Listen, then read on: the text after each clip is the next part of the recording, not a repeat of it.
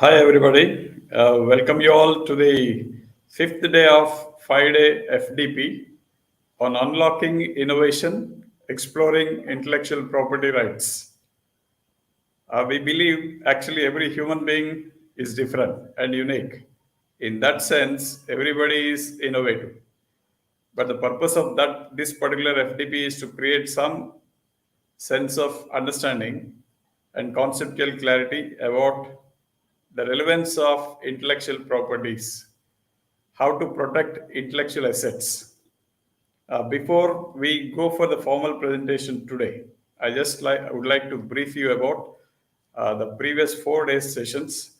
The first day we had a session on the conceptual understanding about intellectual property rights and the types of intellectual assets and the distinctive features and the differences among and between the patents, copyrights, geographical indications, trade secrets, industrial designs, and ICs, etc., etc. The second day we had a session on intellectual property analytics. Today we are moving towards the numbers game. Unless you know the importance of what kind of patents are listed, how many types of copyrights are registered, and in each industry specific intellectual assets, everything has to be understood before you go into that industry. So in that sense, analytics plays an important role nowadays. The third day, we had a session on patent drafting, how to draft a patent, because drafting is a key important activity so that you can protect that, and at least you can be awarded with the patent if the draft is perfect. So in that sense, what kind of skills we require to draft a patent is explained. On the fourth day, we had a session on filing of patents. Filing is a procedural issue.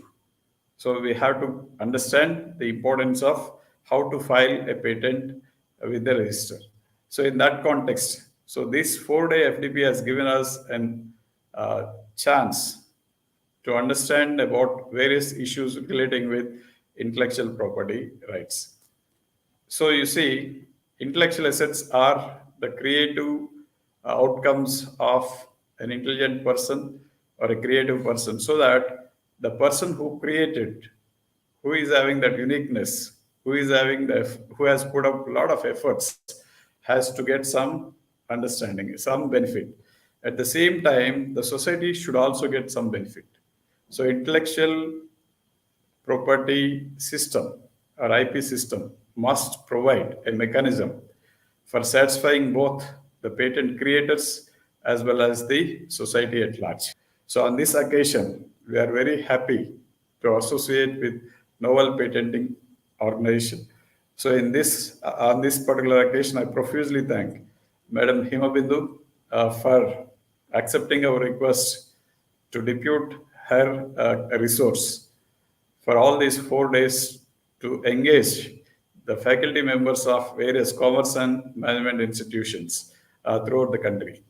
Madam, for the benefit of you, I would like to mention that we have touched more than 980 registrations for this particular FDP, and from Assam to the Kanyakumari, the registrations were on. So they are very enthusiastic about this concept. So now, before the Madam take over, I request our colleague from PVP Siddhartha Institute of Technology, Mr. Subhan Sheikh, will introduce the Madam formally. Over to Subhan. Thank you, sir. Good evening, everyone. Myself, Subhan from PVP Siddhartha Institute of Technology. Today, it's my privilege to introduce today's resource person, Ms. Himabindu, who is the CEO of Novel Patent Services. She was Masters in Technology, MTech in Biomedical Engineering, which is the university.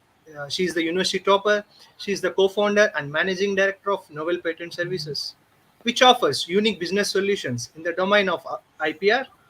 With over 16 years of experience in IPR domain, she is a registered Indian patent agent and also a registered technology transfer professional, one among the few from India. Miss Hema is an alumni of Githam Institute and Nalsar University and Indian School of Business and Goldman Sachs, 10K women and holds certifications in IPR from WIPO Geneva. She is also a co-founder and managing director of Novel IPR Academy and Novel Innovation Design Studio that builds patent portfolios in any technical area.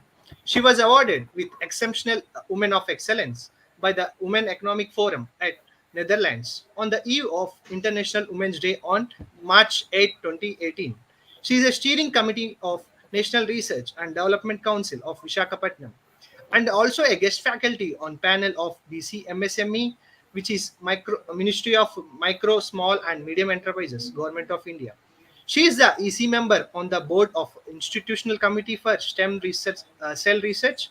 She is the chairwoman for Indian Women Network and a body of CII, Andhra Pradesh. She is an eminent speaker and have conducted and contributed to IPR building across the state and the country. Her clients range from independent inventors, startup, and emerging technology companies, many US universities to large MNCs in wide industry verticals. Okay, I hope today's session will be fruitful and knowledgeable session to the participants. Thank you, ma'am. Thank you, sir. Madam, you can take over the session now. Yeah. Thank you so much. Thank you so much, Shuman. And thank you so much, Rajesh Garu and Adilakshmi ma'am also, uh, for having the trust in NPS and, for allowing us to conduct and giving us the pleasure of making India IP aware. Thank you once again. With those words, I think we'll just enter into the presentation. I'll just share my screen. Yes, madam. Yes.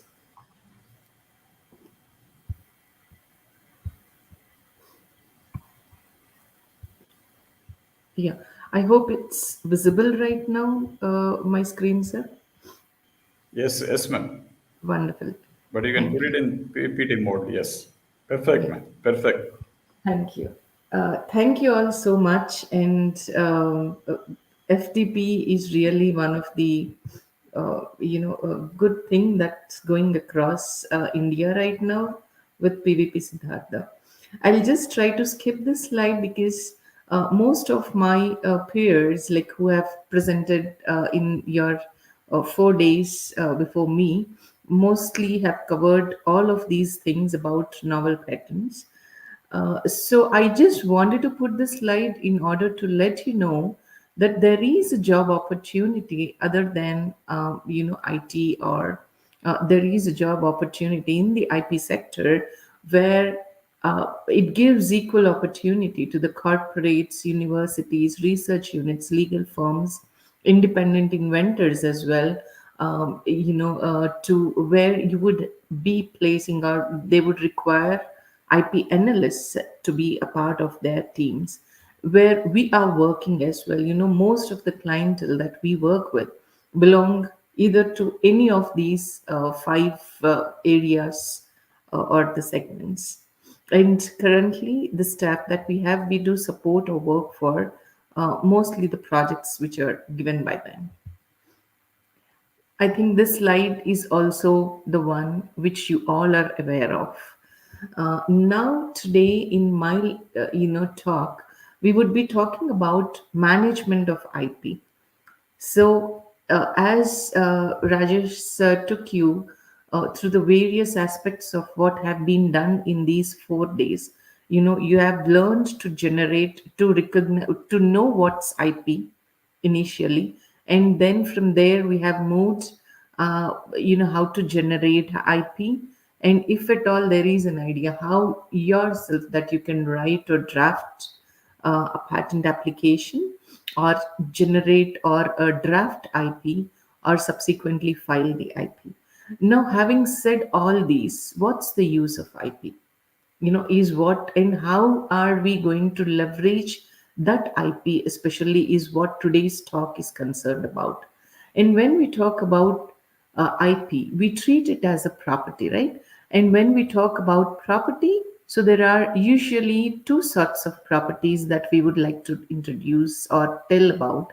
The one property is the tangible assets, which we all are familiar about, right? We have movable, immovable properties, personal properties, and immovable property where you can sell, use it for as an investment and things like that. Now, without any money, or it's intangible asset that plays another major role, or that could be leveraged, and it's called as intellectual property, which is other type of asset. And why did I place it into asset, and how do we manage that? How do we create one is what you have known. So how do we manage earning from it, or what's the purpose of IP that most of them will create is what we'll discuss about in today's presentation. And I know you are already familiar with this by now, saying that it's comparable to personal property or real property that one owns, and it could be passed on. IP, either you can enjoy, the creators could enjoy the benefits of IP that they have created, or they can pass it on to the legal heirs, or they can just give it as an asset to anybody that they want the benefit to reach for. So basically, I would, yeah, this point also had been touched by Sir, where they say it's a balance, the creators and, the public at large. So both of them are being benefited, and each of their interests here are actually being safeguarded by the IPR system. And these IPs are used as business assets in the information age. Though they are used as business assets, something that makes it different from the tangible property are their timelines, or the lifetime of each of these IPs that is created. For example, trademarks that is used to serve as an indication, or that tells the customers the source, and also helps them to distinguish various goods and services in the marketplace, could be secured as a trademark. The usual duration of a trademark is 10 years. The initial term would be 10 years, and for each 10 years it could be renewed, right? And this is how majority of the trademarks that we have known till date, most of the famous ones as well, that have been in the marketplace for more than 10 years, or more than a century as well, had been in the market as such, because there is a term called renewal which could be renewed, right? And for copyrights, you have it differently. And one case where the lifetime of the author plus 60 years is what the privilege of the copyrights are. And for patents, it's 20 years. And after this 20 years, it's non renewable. So once you complete the 20 years of time in the patents, it is into the public, and anybody can use it without the owner's permission, right? So this is the non-renewability of patents that lets others to use it, and the term of patent is for 20 years. Trade secrets, this is a perpetual period that the trade secrets actually hold, because they are secrets, and as long as they are secrets, they remain so. But once they are open, it comes into the public domain and everybody could use it. Likewise, if somebody else would patent your trade secrets, even that makes the trade secrets void, right? Because they are patenting it, and if it is somebody else's property, we just can't use it, and it's called as infringement. Now, I would just briefly take you down on these 6 property rights once again by giving a simple example of a startup. A startup or a person who comes with an idea. Say, for example, there is a person who just have invented some chemical composition or a material that could go on the normal cooking pots, the non-stick pot, and it would give you a non-stick feel. Say, for example, this chemical composition that he has prepared, and the article, the product that was made utilizing this particular coating, would actually be qualified to file for a patent so that nobody else would steal his idea of preparing the same thing, right? And then once he gives the company or the product a name by which he would generate or he would put it in the market, that name is eligible to be secured as a trademark. And going forward, if there are any writing styles, or it also could be the usage instructions that could go as a copyright, right? And if he is using any, if part say for example, geographical indications are those sort of rights where the product has a direct association with the place of origin, right? And the shape of the device is usually secured in the means of industrial design. And if there is any small composition that he wants to make it down or keep it as a secret instead of disclosing entire thing in the patent, that would go and qualify as a trade secret. Now, management of all these is what we call IP management is all about. It's not only patents, it's not only trademark or copyright. It could be various, pockets of various, what do you call, the assets that you try to manage. And that's what a patent, or IP portfolio management is all about. And whenever companies are there, who mostly, if I talk about strategies, we would be talking about corporates, because they are generally going to invent and subsequently go for IPRs, and then they are going to utilize those IPRs for their benefit, right? They simply don't generate IP and simply go on with their product marketing. No, most of the corporates try to leverage from the IP they have generated. Or let it put this way, most of the IP that is generated by the company, they want the same IP to regulate or to manage the funds, what we call to be self driving their particular team. So they earn out of IP. So, how is this made? I'll just go with a small example of Toyota. We all know Toyota, and it's a prominent automobile company, right? But before entering into automobiles, where did this investment of automobiles come in Toyota? So Toyota was first into looms, and long back, in 1896, it first patented the power loom patent, and it patented and it went good, right? And the second time when it invented the automatic loom in 1909, what it did, it sorted out a wide IP protection at that time. In the sense, it patented in several places across the world, several countries across the world.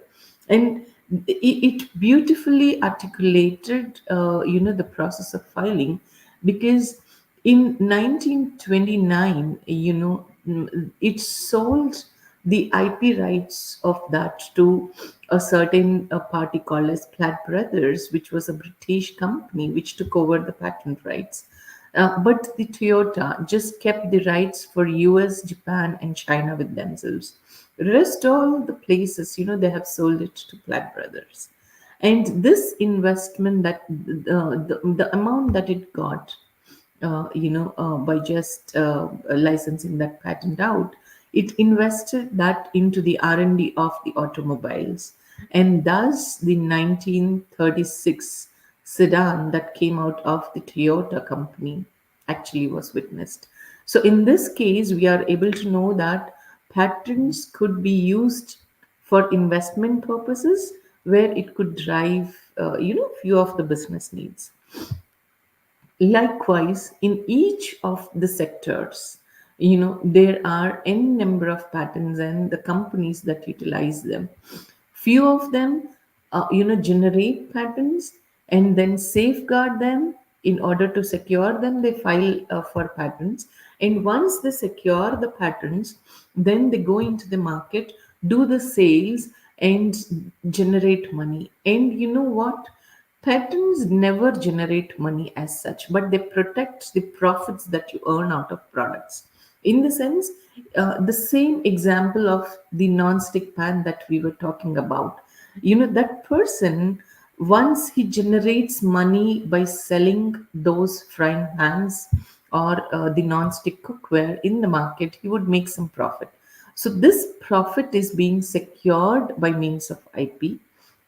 Right. And it's whether his competitors, if at all they want to copy that, they couldn't do it because that is infringement of IP rights. So your IP always protects the generated, profits. That's one of the strategies that the companies use. So most of the companies, they start off patents only for that purpose, to get a security and protect their market share or the profit margins.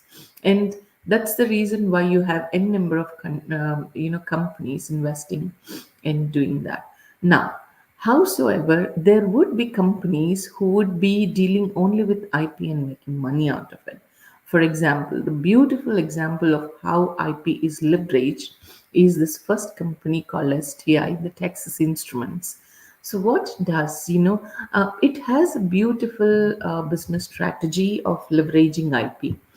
In the sense, whatever patents, whatever IP that Texas Instruments generates, it actually licenses it out to majority of the companies, be it n number of companies that we all generally know. And it licenses all its patent applications, like most of the patent applications, to those companies. And once they take in, they have to pay the royalties, right? They have to pay the licensing fees. And that's how TI runs. And in during the TI's history, the Texas Instruments history, there had been a time when Texas Instrument was going down in terms of revenue, or it was suffering a financial glitch. And at that time, what it did, it actually increased the licensing cost. So whosoever took the patent license, it said it's going to increase the cost of the license, and it was made 3 to 4 times, is what it was increased to 3 to 4 folds or so. And if at all the licensees, like to whomsoever it was licensing it out, they want to utilize the patent applications, then they had to pay that fee, or else return it back to TI.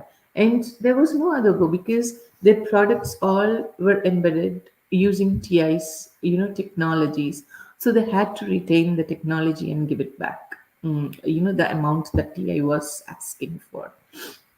This is one of the beautiful way where TI had utilized the IP. Now in pharma industry, we all have seen, be it Pfizer, be it Dr. Reddy's, or any n number of companies. In pharma, patenting had been a very old tradition that they are maintaining till date. Whatever formulations that they do, whatever new chemical composition, like chemical entities, chemical molecules or drug molecules that are invented, each of them have their own way of having a patent application or securing the right on it. And pharma industry is a beautiful industry and beautiful case study of how IPs are leveraged at each and every stage. Once the drug expiry is one of the other process that actually attracts all the investments. I will tell you how. Because once the molecule, a drug molecule, is invented, it's just it should be patented because it's an invention, right? It's not a discovery. So once they introduce a new drug molecule, it's patented, right? Once after these 20 years of patent years go out, then the drug comes into the public domain. But in pharma, there is the market rights, and usually generics do come into picture, right? And when generics come into picture, It's only when the patent expires is when they could enter the market and make money. So they would play with these expiration dates, point one. Point two is they would exploit. Say, for example, by now you all are well familiar that IP rights are geographical in nature. So somebody wants to exercise rights in India, they will have to file their patent application in India. If you want to exercise your IP rights in US, you will have to file that in the US, right? And if it is in China, if it is in Japan, if it is in any of those places, where you would wish to exercise your rights, you would have to file the IP or the patent, for instance, in those particular geographies to exercise your rights. So what will happen is any company or most of the companies, when they try to patent it all over, the case that we heard over with the Toyota, they had patented and secured patents mostly in the worldwide countries, right? So it's not going to be the same case. Few of them might leave few of the countries and then go for others. And this is where it leaves us a gap or an opportunity that most of them call, if at all it's good enough to make the money, they would manufacture the same product and send it to those areas where patents are not there. And that thus they could enter into the market again, right? So that's one of the thing. And most of the drug molecules as well, if at all they invent, they would need a support of conducting the clinical trials if it's needed, and that's again a costly issue. So people generally, or the way the IP goes on is they try to license it out at that stage where a company could pick up. After the prelims of the PKPD studies, or the preliminary studies, the companies could pick it up and conduct the clinical trials and see how it goes and then bring it into the market. So that's one of the strategies that pharma industry make use of. Food technology, well, I need not tell about this because we all are witnessing the flourishing food technology nowadays. Because be it KFC, be it McD, be it the famous brands that we all are seeing currently, they all are the cases that would evidently speak about themselves that food industry is making a mark in IP. How? For instance, you take KFC, their recipes all are kept as a secret, right? Be it Coke, for instance, the formula of Coke, still it had been, a secret as such. So there is a lot of amount of the trade secrets that dwells and drains into this food technology that nobody is aware of. They're making use of trade secrets. The other prominent IP that most of the well-known branded things could make advantage is of trademarks. You use KFC brand, you use McD brand, you come up with Burger King, Whataburger, Buffalo Wild Wings, all these names or all these things, we are able to bring it and use it and maintain the quality because we are exploiting the trademarks there. And when it comes to quite innovating companies, they would innovate and they also would take advantage of the patents there, right? So it's patents also which plays a major role. For example, any composition, any formulation as such that have come up, or the way the foods are prepared. Example, Gerber, which is quite picking up even in the Indian markets. Right. So all are exploiting, the or leveraging IP is what we call in for technology. When we come to photography, Polaroid, one of the ancient cases that we generally like to discuss about IP is about the instant photograph cameras, right? Once you click the camera, it generates the picture instantly. And this was introduced or invented by the Polaroid long back, and it filed patents. Kodak, it infringed Polaroid, technology on the same lines, and it also created its own cameras, which when clicked, would generate the photos instantly. And after at some point of time, Polaroid sued Kodak for infringing or copying their patent application of this instant photography. And the fine that Kodak had to pay for this infringement was very huge. Not only that, it was penalized, like it was the fines were so hefty. Apart from that, Kodak has to go back to each of the elite customers who got this particular camera and had to return it back to Polaroid. It was a damage of their reputation as well in this particular case. So both, but later on, Kodak raised to a range where it could acquire Polaroid. Of course, that's a different story, but this was a patent battle that it had to go through no matter what. So copying, in this particular case, we will know that copying somebody else's patent could penalize someone, but on the other hand, it would be of benefit for the company that would win the case eventually. There had been many cases for patents, that usually take shape. One thing is copying. I would also tell you about a second case where the inventor, it was a willful infringement, is what they usually call the case. The famous case is about the machine, the Singer machine that we all know, right?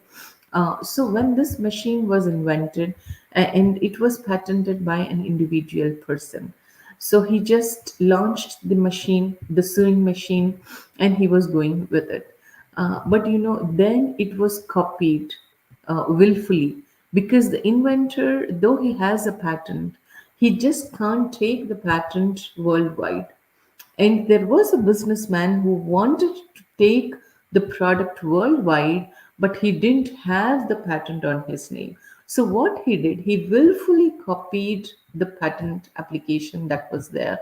So, he copied that. And once the inventor came back saying that, hey, this is my patent and you have copied it, then they made an agreement saying that, though it is your patent, you do not have the bandwidth to take it to the world. Now, I would be your vehicle to accomplish that. So it was a bond that was formed between these two, and how the machines became popular. So there had been a case where IP rights, the infringement, the copying by now is called infringement, is what by now you all could be making it. So infringement, willful infringement, and unwanted infringements, where people are penalized, also are there. So it depends on the company, how good the strategy of the company plays, the role to leverage the IP is what makes its story here. I would also like to tell about ClearX International, which is a very, very small company.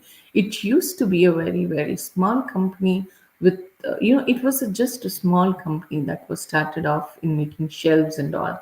And you know how they became or grew up?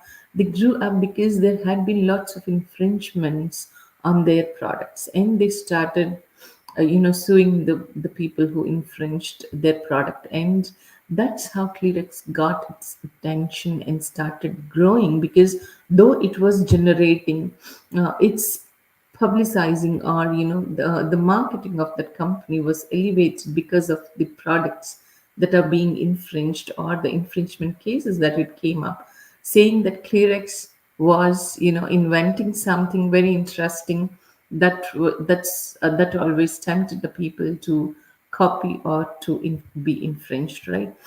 So this had been the various ways where IPs have been exploited by different industry verticals for different purposes.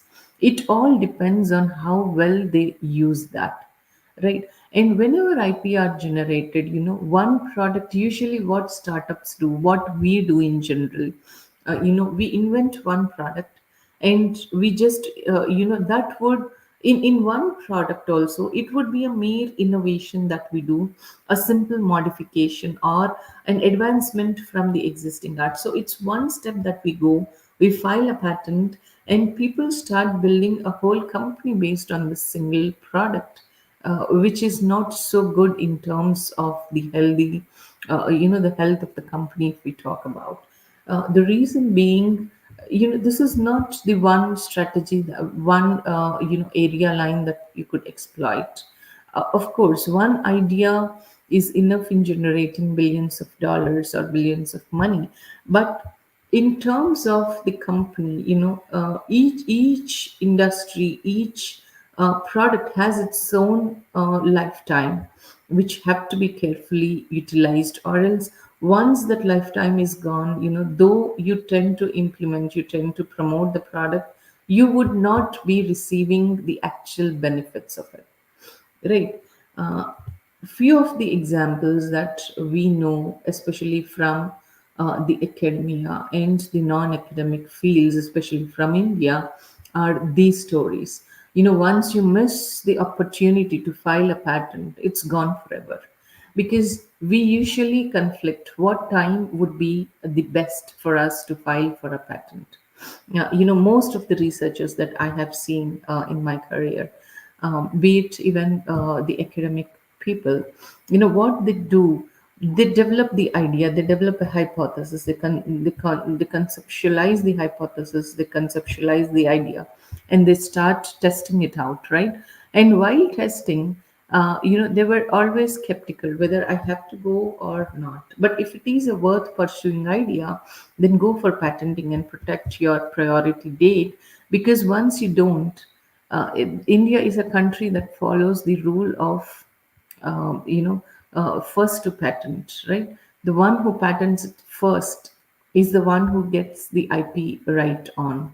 So you would lose the priority date and thus the invention as well on patenting. So likewise, we have seen cases in academia where the carbon nanotubes were the breakthrough. It was a breakthrough innovation, but we didn't patent it, and subsequently we lost the technology. Even the primality testing, which was also a breakthrough in the cryptography, that was also a case learning for us, where we failed to patent and somebody else took over. But there had been, howsoever, there had been few cases where we proved that we know IP, but not to the fullest. For example, there had been an inventor in the northern parts of India, mostly from Delhi and the zones, where he was keen on introducing or inventing dust-free ACs with safe power as well, which are inhabited or which are tuned or customized according to the Indian climates, especially the areas of Delhi and all. It's mostly pollution, it's mostly dust that they have freely available, right? So these ACs are power saving dust free ACs. The technology that he developed was very convenient, and the it could be used to a very good extent, which is effective. But what happened, he didn't go and file a patent application, rather he took up a copyright initially. Right. So it was a wrong mode of IP that he selected in order to protect his invention, because it had a utility, and it is a technical advancement that he made, right, which is industrially applicable, and it was novel. So it qualified him at least to go and try with a patent instead of a copyright. The reason is, if it's copyright, the technology couldn't be protected. So what people did, they slowly started imbibing the technology, and then they used it, because he filed a copyright and not a patent. So the copying of the technology, the infringement of the technology was easier in this particular case. There was another inventor or another entrepreneur who just started off with fast charging batteries. All the smartphones that we are hearing right now in this age, they charge fastly. The seep in technologies that we all are hearing, well before that, it was a flat 6 to 9 second charging that the technology that he provided will allow you to charge the battery within 6 to 9 seconds, is what he came up with. He also came up with satellite broadcast receivers, but unfortunately, the IP didn't go well, and the person actually started building the company on this by taking the loan, but he soon went bankrupt, because there were more infringers and infringed products that came into the market. So the main purpose of this slide is to let you know that be quick on deciding if you want to patent it or not, because by the time you say that you are going for a patent, it might already be, the priority might already be gone, right? And if you are going, just go for an appropriate IP. I have also seen people, for example from academia, who come up with their own claims, in the sense, drafting, or if it's a promising technology, and if it is a technology that could be granted, the for which the patent could be granted, out of many of the references, we tend to write our own patent application and put it across, where the claims or any of those things would not be sufficient enough to support the invention. So such inventions are of no use, because they do no good to you, because you can't get a grant until and unless it complies with the patent law, right? So in good patent applications, just think about how you are going to utilize, by carefully drafting and filing the patents for, because patents, when I just talk about, it's all about time. So whenever you generate an idea, whenever you have an idea that's quite interesting, or that's quite commendable in giving you or earning you back, then try just to work on it. So the basic idea or goal, just refine it and find, come to a point where or where you could quietly, confidently tell that it is this that I want, and this is making, or this is good to pursue and take it all along. At that point, I think you could better start exploiting the patent or the IP for that, and then you start refining or doing research on that and start modifying that particular thing. Because once you modify, once you do research, and at a later stage you come to know that this product already exists as a patent and somebody else own it, you just can't go back and claim that I did research for all those years, so just give me a grant. No such thing, because it's first to file, so you are losing the priority date. So whatever refinement, whatever time that you are coming up with, see that it is already made a sufficient, or given a sufficient time or thought in actually filing for a patent. So do that in research, and then absolutely go for that patent application, and then start refining that, as I was telling, refine it more, fine tune it more, or come up with a set of claims that would give you more robustness for the patent application. I have seen most of the patents, there is a system called as PCT, the provisional patent application, that most of you by now might be familiar with, right? So we file the provisional, and then we go for a non-provisional or the complete patent specification. When do we go for a provisional? In two instances. The instance one, if the inventor is not so very much clear about the idea, and if he has to spend time, in refining that particular idea, then we generally prefer, provisional application, because he gets a time of 12 months where he could make up or put up the application for, right? He could develop the patent, he could develop the particular claims, the boundary very neatly. In this 12 months, he could come up with modifying, or without changing the scope of the patent, he could just modify the claims and then put it up for the filing. So these 12 months is where he could utilize. Another instance where most of the people utilize provisional application is with the startups, or if at all they would want to license it out as well. What inventors do, they actually file the patent application, the provisional, the conversion of, they actually buy the time of this 12 months, because in this 12 months, if they are able to find an investor, they would actually invest, ask them to invest in this product and the project, and then take this patent to a greater heights, greater reach, and greater worldwide protection, where they could effectively leverage the patent rights. or they would buy time because they would find relevant licensees across the places, and once they find them, they convert this into a complete spec, and in any of those areas that they wanted to patent this particular technology, they could actually give it as a license to most of them, right? So this is one of the general practices that people utilize the provisional application in most of the even universities. They would go for PCTs because PCT is one of the best and safest way where one can set up or claim the priority in multiple countries at a single time with a single application. I'll tell you how, because in a traditional way, it gives us 12 months of time to file it in many other countries. I have seen in academia they come up with a very vibrant technology, very good technology that actually is a real piece of research and could be exploited or could be leveraged once it is coming into the public domain.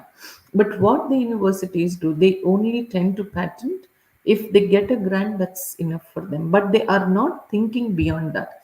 They're not going ahead and thinking, what if this patent could earn me back. And that could happen once you find relevant partners to license the technology, or relevant partners to actually go about and take the maximum, or utilize the patent application.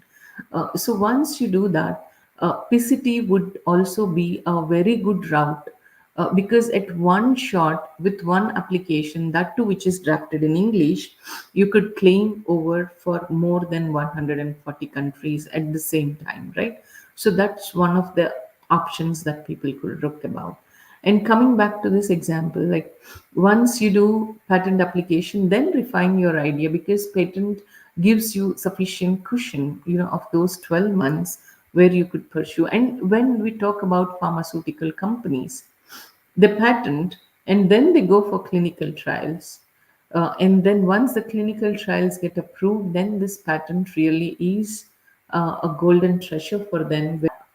And usually the clinical trials, which normally on a pace would take 12 to 14 years of time, would give a patent application 5 to 6 years of time generally, which is effective.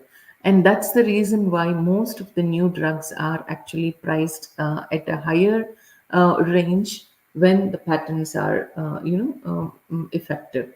Because once they are out of that patent term, they turn into generics, and it's all another game that the company has to go through. So patent issues usually start somewhere around down the lane, because that's when, before the product is ready for the market, you generally equip and see all the facets, of releasing it. uh, and the investment, as I told you, the price of the product depends on the various investments made across all this timeline that the patent application has gone through. It could be our the strain or the input that we had put in, the input of investments, the financial and non-financial investments that had gone into this would decide the price. But what happens if the patent application is not filed and you introduce a product, go in the market, sell that, and make money? You soon see the counterfeits, right? You soon see that it attracts the copiers, the copyists who could actually invest, take the technology, make it on their own, and just go about it. Right. So this is the threat when you do not patent it on time, the technology that you are investing your time and your strength into. There is one more technology, one more areas that that we just have to discuss in this realm. Patents are geographical in nature. So in all this process, if somebody, for instance, one of the famous companies or examples that we could be talking about is Amazon again, right? Amazon patented its technology, but what did it do? It actually patented with the one click patent in most of the places, but it didn't think of India, or it did not patent the technology in India because we think that India had many of the shortcomings to implement the technology at that point of time. We were not technology savvy at that time. There was no usage of internet, when it came into picture long back in 2007 or so. We were not using internet to that fullest realm, fullest possibility where we are utilizing it right now. So we were quite not moving in accordance with the speed, So they thought that, and online shopping, nothing was made online at that point of time. No, even the ATM cards, if you just tend to look up around, long back in uh, 2007 or so, we rarely used the digital currency, and digitalization was only post that period that we picked up, though we picked up very very fast, and we made a tremendous programs comparatively, but we were not using that, right?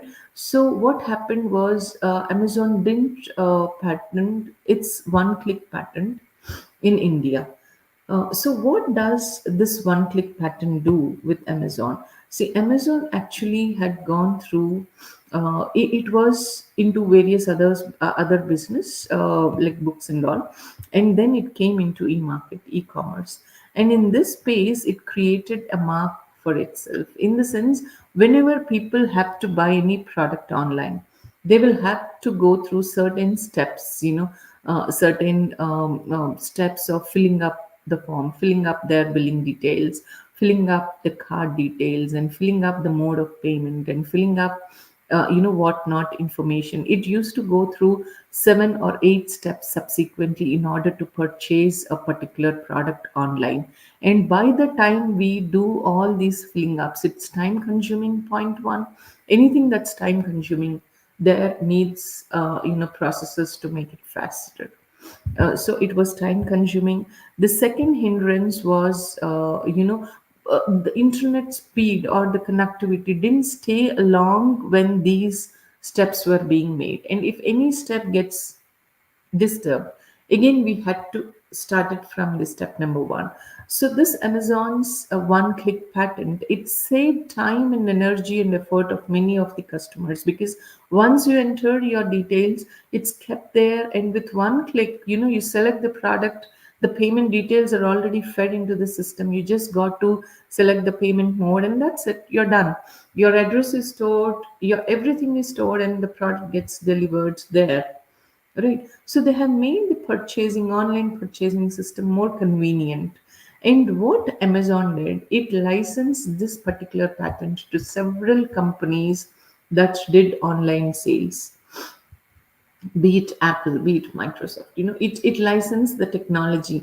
See, I use this one click patent application, and you also could use that. And when you use it, just give me money. I would charge this much for a license, is what it said, right? And the revenue that Amazon earned out of it was much more than what it was making. So one patent could, give the support of driving it as a unicorn, right?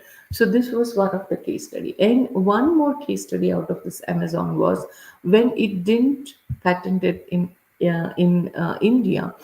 There was the other company, the Flipkart, that actually picked up this loop. It beautifully utilized this opportunity, and in India it utilized that patent application, because that technology, it was not guarded with a patent in India, so it's free to use, right? So it exploited, or it leveraged that particular technology, and then it made the uh, progress in the market. So this is how, at various phases, your IP could be used in order to make revenue or generate revenue for you. Howsoever, having said this, I would also like to bring upon the point that IP never generates money as such. It's that it protects your profits. Though you license it, why do people take the license? Because they will want to, get into the market with the product with the unique USP that you created, which is being supported by a secured patent, right? So it's always like patents never generate money as such on their own. They actually help you protect the profits that you earn. And it actually depends on how beautifully one utilizes that. And coming again to the invention, because according to the patent law, it needs to be an invention in order to get a patent. And if it doesn't have an inventive step, most of the cases in India, once they file, they do lack inventive step, due to which the post grant or the pre-grant oppositions or post-grant opposition happens when they fail to oblige this particular inventive step, right? Because the invention should be an invention, and it should not be a discovery. It should not be published elsewhere in India or anywhere in the world. Most of the academicians, they tend to publish a paper, and then they come back to the patent, because then they eventually find out that patent publication is one of the other tools. But you know what, if it is a grant given grant eligible technology, the patent will not be granted, because the novelty is already being at stake.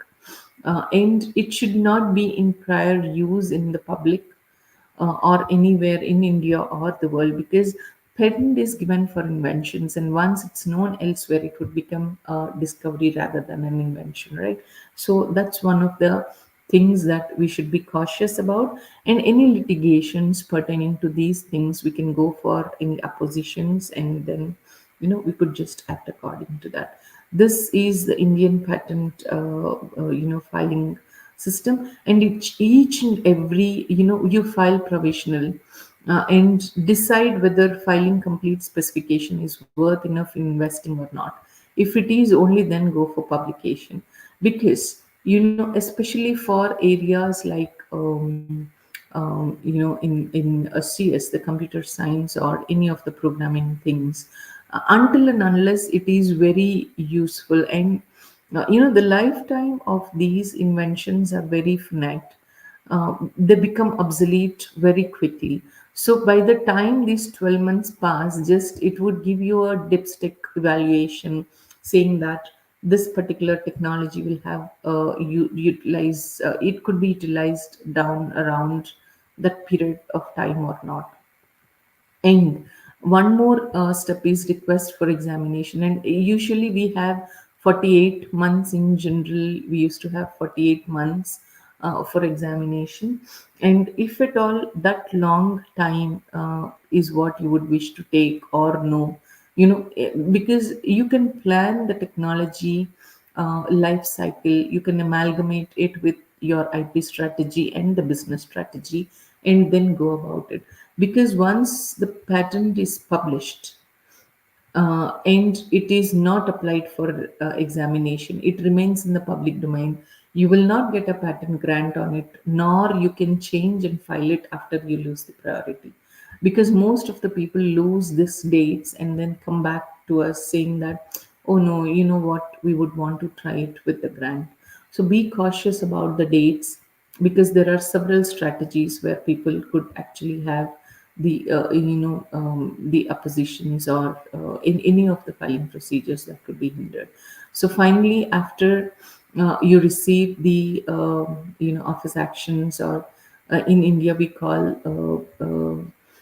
the examination reports by them.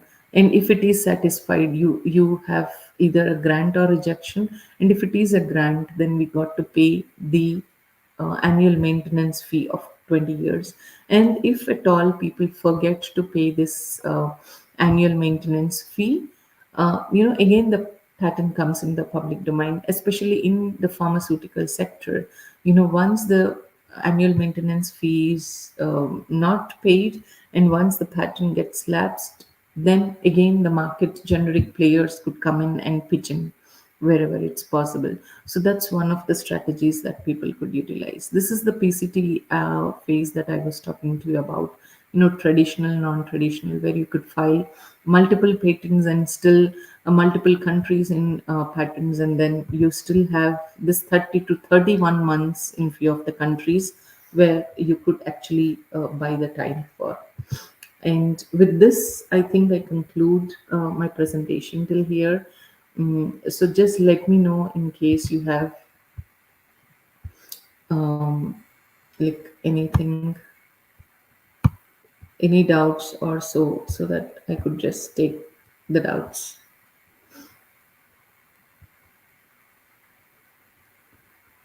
Any questions or any doubts that you have?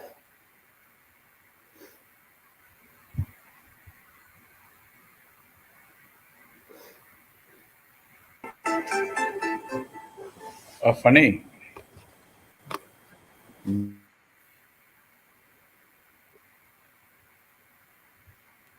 Funny, are there any doubts, funny, that the participants have?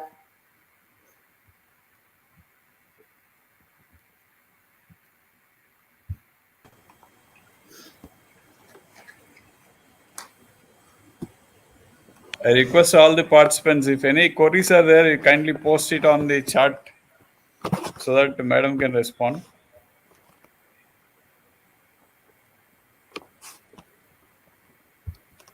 Funny, if there are any queries, you just post it on the screen.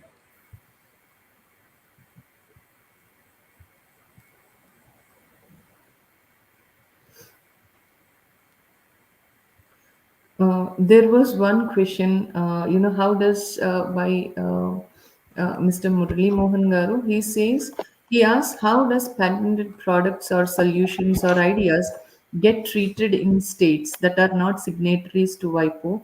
Also, how do those frivolous products get to penetrate back into the home country where it was? Murali Mohan Garu, these are two different questions. First one, those countries which are not signatories to the WIPO we'll be talking about. Say, for example, there is an innovation or patent that had been applied in Bangladesh, which is not a signatory to the WIPO. We currently in US deal with that particular case, those cases as well, where countries of origin are not a part of WIPO, but they wanted to bring or launch their product in US. So how do they do it? If there is sufficient time, we just ask them to come through PCT, or at least assign or license it to somebody, of different country who could take this up as a PCT application and then file it, or else just follow the traditional methodology. Filing it in US as a conventional, as a complete, not PCT, but as a in a traditional method, and then take it up from there. So this is how we are just dealing with that. And if it is frivolous, there is no doubt it would not be allowed in the country. If it is frivolous, no, there is no chance. And there are two parts of this frivolous. Frivolous products do not enter into the market. Point to infringed products. If at all you are following any of the videos, because most of the people who migrate here definitely are from the Vijayawada, or from India, or going back to India. Nowadays we see that the immigration check has been very stringent. They see the covers or the bags that you get.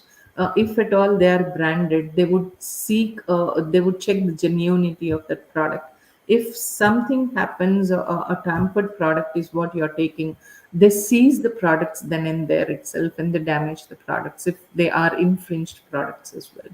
And if the customs know, so the customs actually tend to seize the products, and there is an act in the custom which actually helps them to check on genuinity of the products, and they destroy the items then and there.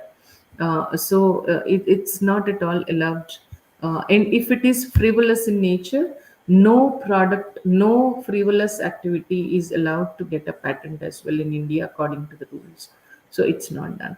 The second question is from Dr. Anil Kumar. For every patent has to pay annual fee. Yes, sir, if it is a granted patent application. Every patent which is granted had to be paid for the annual fee because it is a mandate. Unless we pay the annual fee, it's not kept alive.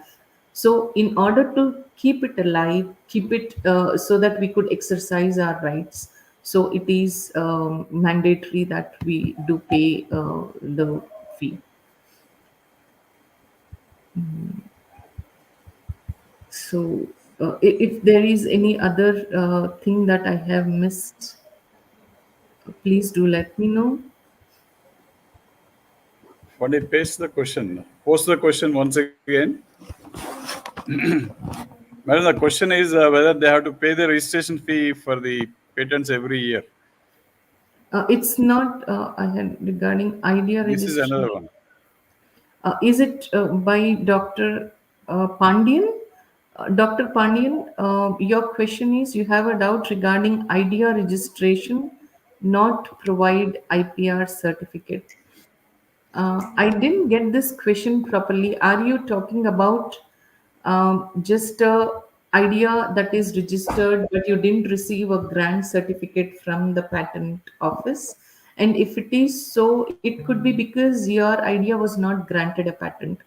There are two phases. You register a patent, then it goes through the examination, and the patent office will grant you the certificate after reviewing your application, after examining the application and your complaint with the procedures, right?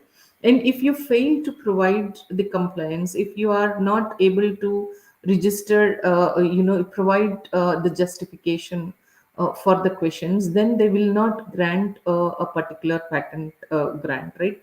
At that point of time, if there is no grant, you will not receive an IPR, the patent certificate of grant. No, only after grant only is when you receive the certificate. When you register your patent application, you will receive the subsequent receipts and the patent application number through which you could go. No certificate will be issued there. The another question by Murli Mohan Garu. A developed nation was able to solve this by outsourcing manufacturing processes um, to a third party, to a third world country, making it a superpower eventually. Predates Amazon and such other marketplaces.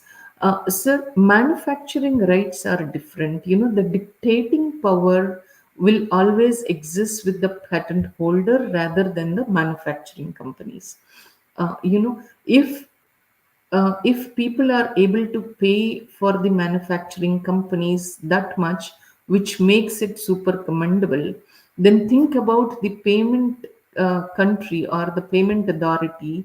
It should have more power than the manufacturing company because it's investing and it's earning back. If it doesn't earn back, it doesn't invest in manufacturing at all. So this totally depends on how the funds are managed and how well it is equipped. So it always they always go on separate roads, all this. So that's any other questions? Funny, do we have any other queries?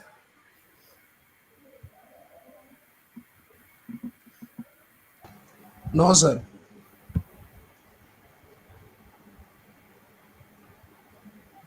Funny, do we have any other queries? No, sir. No, sir. Yes.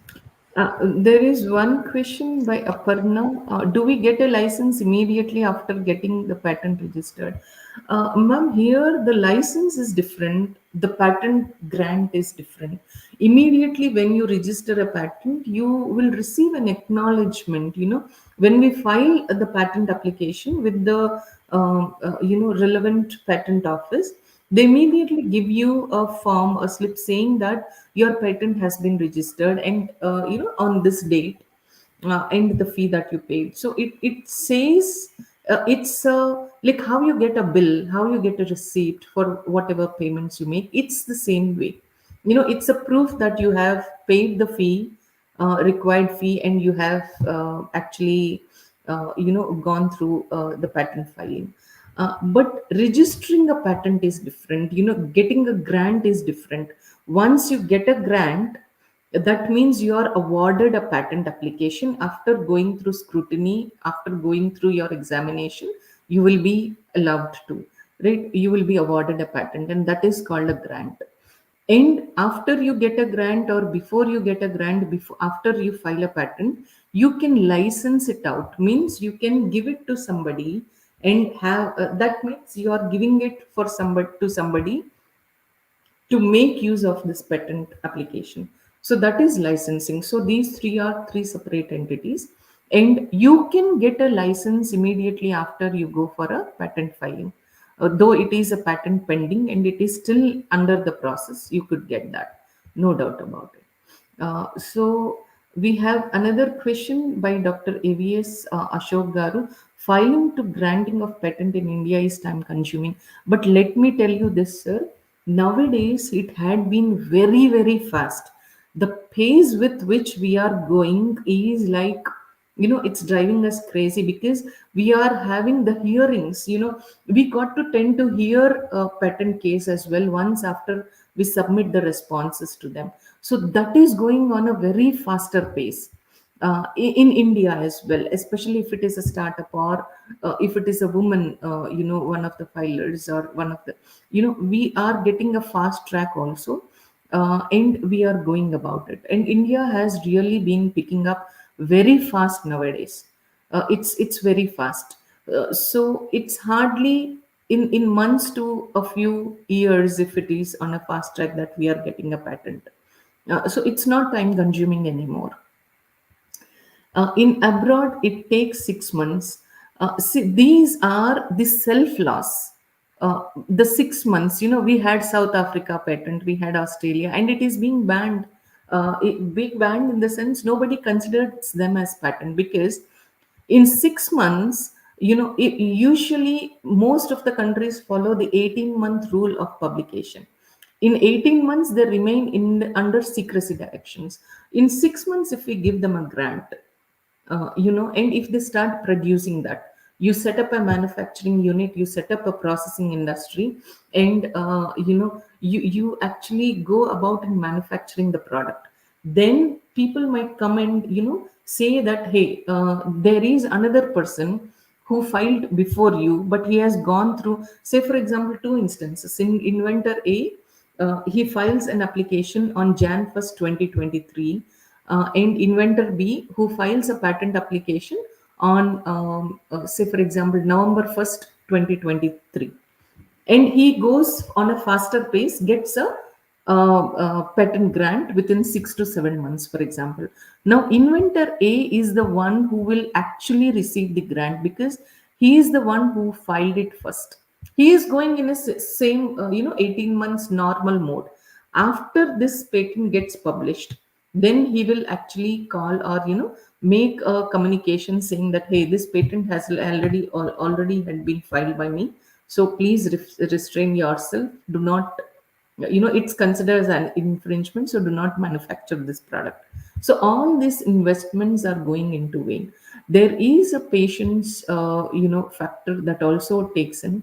So this Australian, or the 6 months or the short term, are in inland laws. Like, it's only a certificate that is valid for their country. It doesn't apply in India, and you can't say that it is novel in the world, because no proper search, no proper evidence had been that, which could testify that particular thing is, could be, uh, it's well applicable in all of the countries across the world. No. So India can be a back office for patent application processing industry.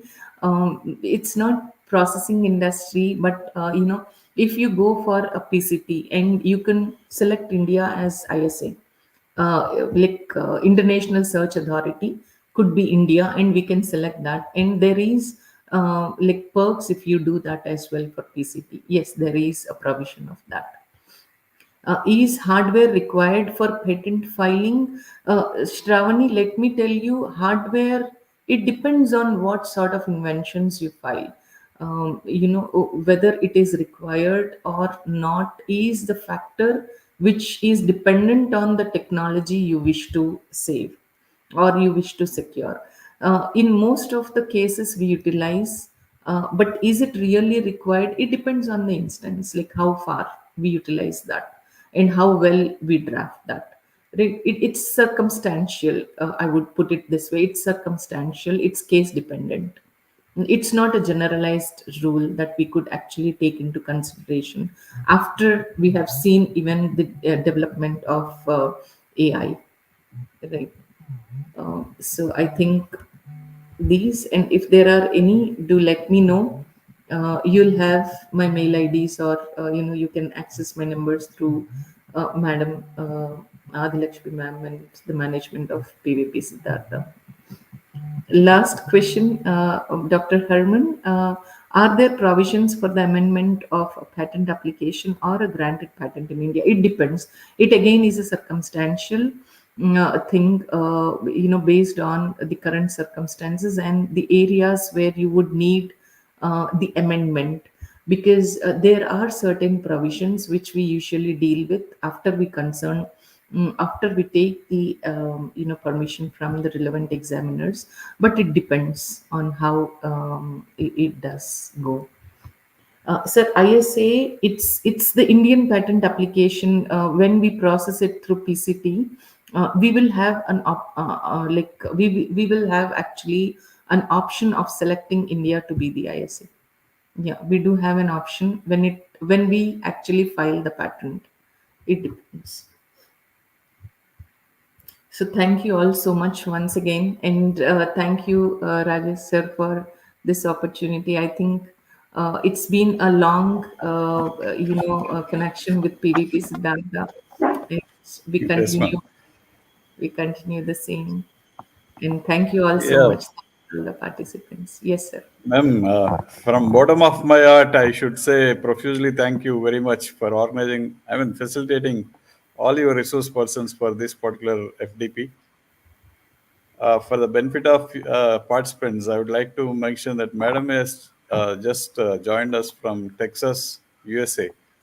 That's why there is a change of timing today. Yeah. Madam is working from US office, and the Indian office people also supported us very much in this regard. Madam, I think one last question you can take if possible. Yes, yeah, sure, sir. So, is it possible to file an international application under the PCT in India? Yes, of course. PCT is from anywhere that you can file if it is signatory to the PCT. And we luckily, India happen to be one of the signatories of the PCT. So, we can file one application that is valid for more than 140 countries across the world at a single time with a single application. That too, the application could be in English. We generally, when we do it, at Novel Patent, when we do it, we usually do it according to the industry standards. So the file, the draft that we prepare, we usually tweak it that way that it is also applicable to file it as a PCT as well. It depends on how well you draft, Shiva. Yeah. Yeah, if there are any further queries, we can take those queries through the email correspondence. I think we have left with no queries. Now I request Mr. Subhan, the faculty member of PVP Siddhartha Institute of Technology, to propose the formal vote of thanks for this 5-day FDP. Over to Subhan.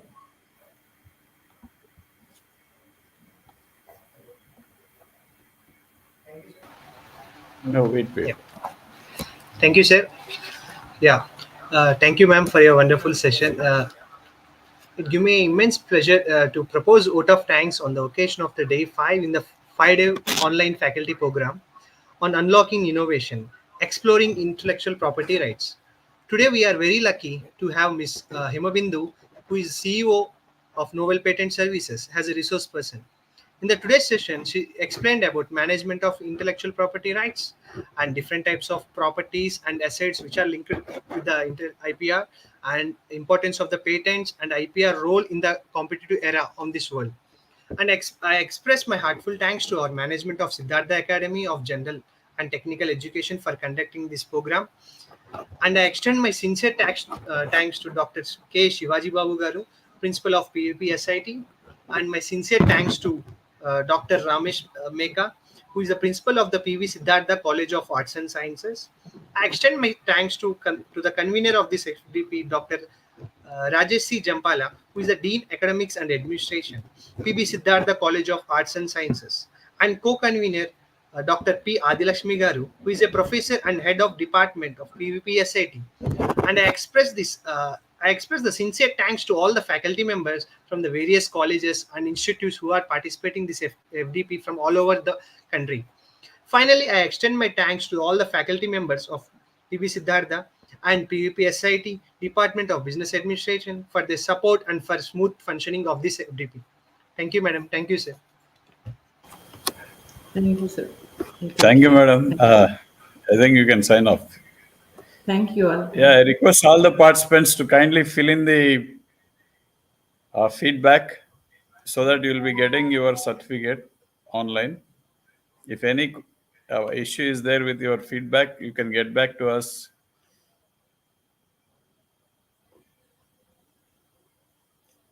But everybody has to submit the feedback form, which is already posted in YouTube link.